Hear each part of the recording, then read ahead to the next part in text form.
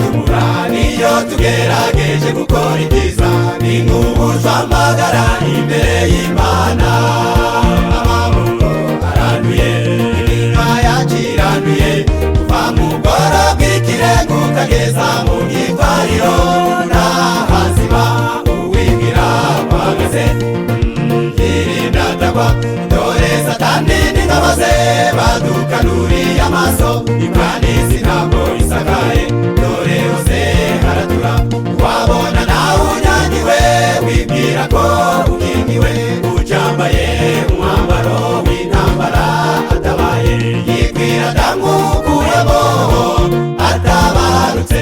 Reka Yesu gusa abariwe wese imitima yacu tumuhikuzo niwe udacumura duce bugufi imbere ye ubwagiye kugaruka atujane aho badacumura.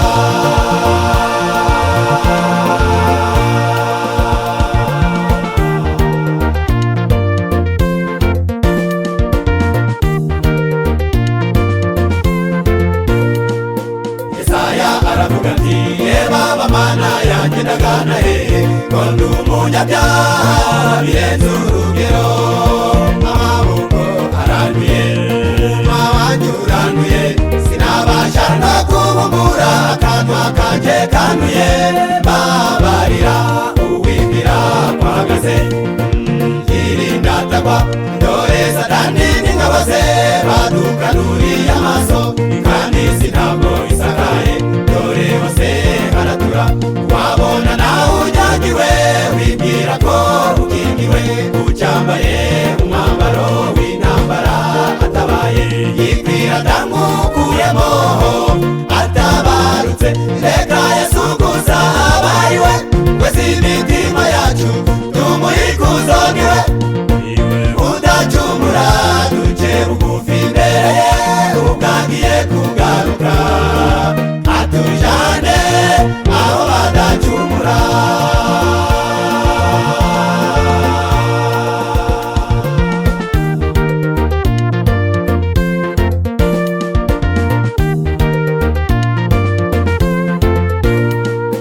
Umukoresha w'ingoro ntiyatinyutse no kubura amaso ikubita mu gituza ati Mana ndanduye.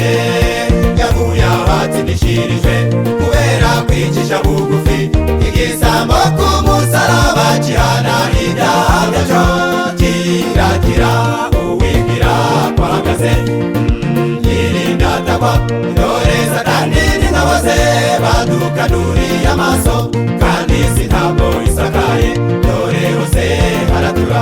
Wabona nawe unyangiwe wibwira ko ukingiwe ucambaye umwambaro w'intambara atabaye yikwira ndamwukuyemo atabarutse.